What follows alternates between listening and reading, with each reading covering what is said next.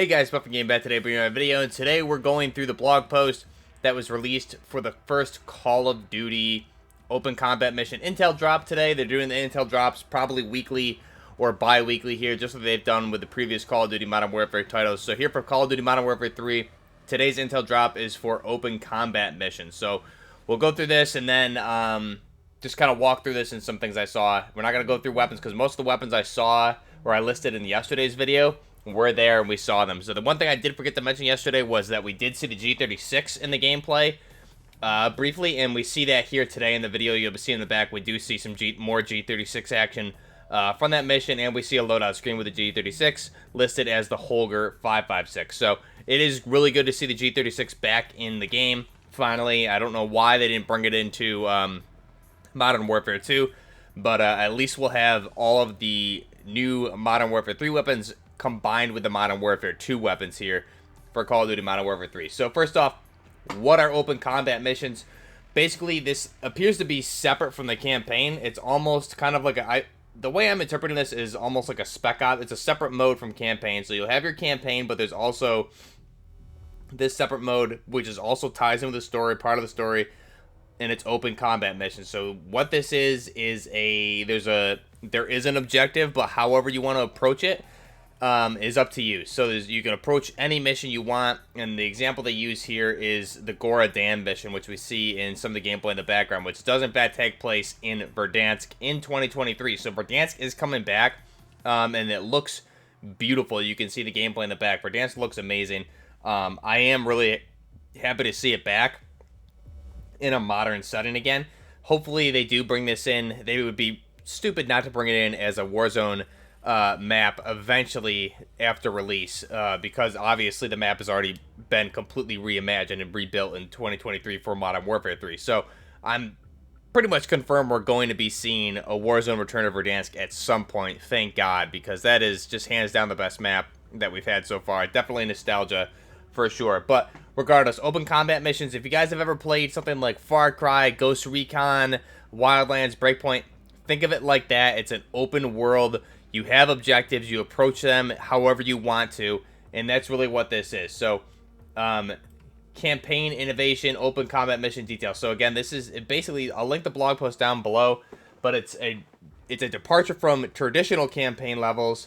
These missions redefine player agency, offering unparalleled degree of freedom and adaptability tailored to individual playstyle. So this is going to be separate from campaign, like I said, and you can approach these objectives however you want. So there's fixed objectives for Open Combat. So you have your goal for the mission, which in this case is for the Gora Damn example that we're using.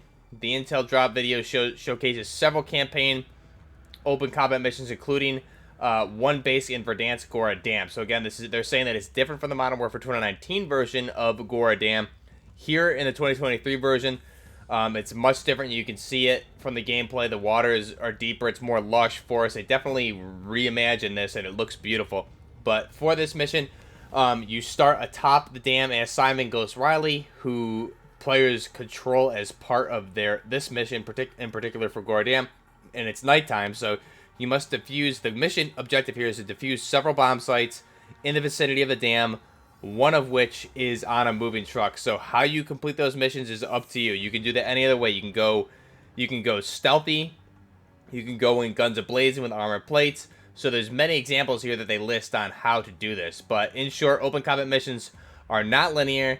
They are approached from numerous angles, including altering strategies at any point during the mission. So again, just like Ghost Recon, Wildlands is kind of what I'm imagining here. So you can approach it stealth-like, just like we saw with the campaign mission Operation 627 the other day. So you can go stealth, off the radar, completely silent, enemy never sees you coming. You can go guns blazing.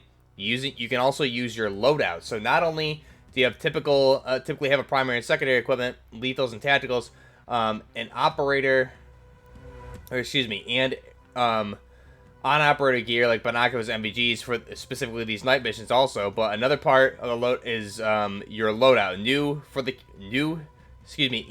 to this campaign, additional equipment. So again, you can really start with a set of objectives, but it seems like there's going to be certain points on the map where you can bring in your loadout, and we saw a picture of the loadout screen showing your primary, secondary, tacticals, lethals, things like that. So again, that was a shot. We saw the Holger 556 or the G36, which is really nice to see.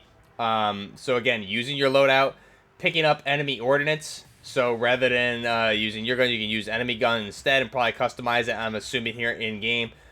Scavenging and more, you can approach things with a knife, on foot, in the air, vehicles, parachute, parkour, in the water. So really, it sounds like... And there's also kill streaks and interactable items like loot boxes, things like that, where you can get new weapons and kill streaks, all of this stuff. So that's open combat missions. And again, it really reminds me, if you guys just go on YouTube and look at like Ghost Recon Wildlands like stealth gameplay, and then also check out Far Cry 4 or Far Cry 5. Do Far Cry 5 stealth gameplay or 4. Both are really good. And just watch some of the way like some of those players approach those objectives like stealthily. You can do that here. It sounds like it's going to be exactly like that for Modern Warfare 3, which is great to see. So I'm pretty excited for this. I think this would be, hopefully it's a co-op type experience, because I think that would make it even more fun. But I'm definitely excited to kind of try this out and see more of these. I hope it's not something that's an afterthought, and I hope they actually make this a fleshed out mode with a lot of different maps and missions and things like that. This, especially if it has a co-op aspect to it, which they don't mention in this blog post, but I think that would be the best way to do it.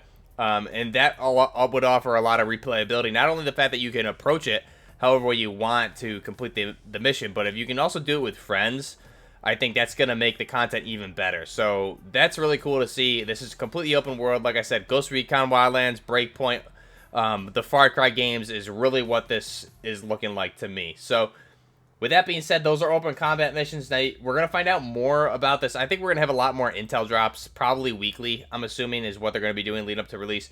But on October 5th is the Call of Duty Next event. So October 5th is where we're going to get, you know, the whole event that we got last year. So they'll go deep dive into combat missions.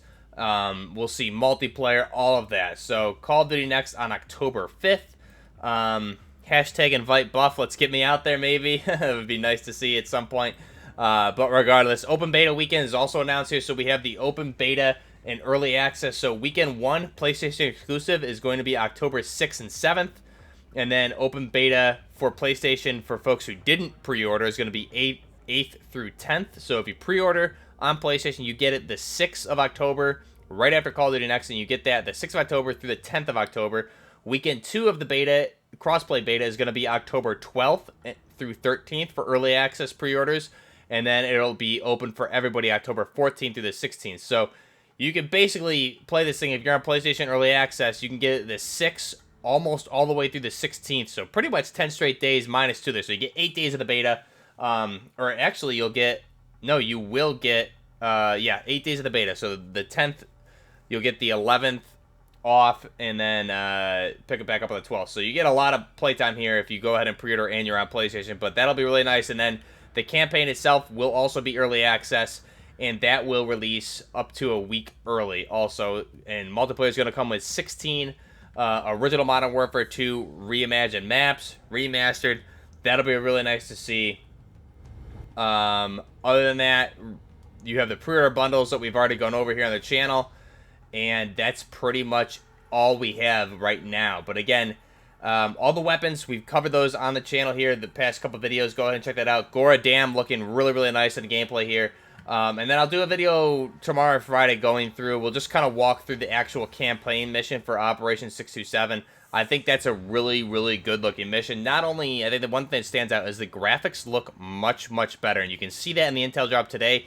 Just the shots of Verdansk, the color palette, everything that we've gone over the past few days, but specifically with this and yesterday's video, some of the stuff that we've seen released at Gamescom looks beautiful. So I think it definitely looks like an upgrade graphically. The color palette looks better, and also it's really, really nice to see Verdansk back. I really want that to come back as a Warzone map again, and they also have it. They're showing it here at night also, so maybe we'll get finally some night Warzone maps at some point also. Would be really, really great to see. So let me know your thoughts down below. Again, Forgot to mention the G36 yesterday. I put an image of it in there and mentioned it in the comments or in the description. But today you can obviously see the G36 is an addition here to the game. So that'll be really good to see again.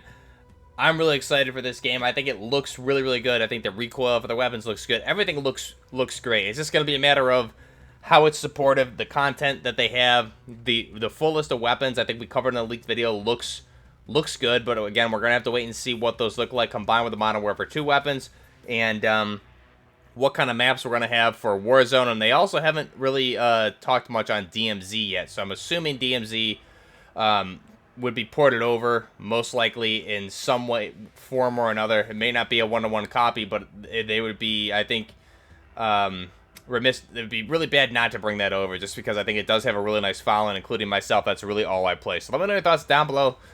This is the Modern Warfare 3 intel drop for open world campaign missions. Let me know your thoughts down below. What you think of everything we've heard about Modern Warfare 3 so far, the weapons, the open campaign missions, what you thought of Operation 627 yesterday.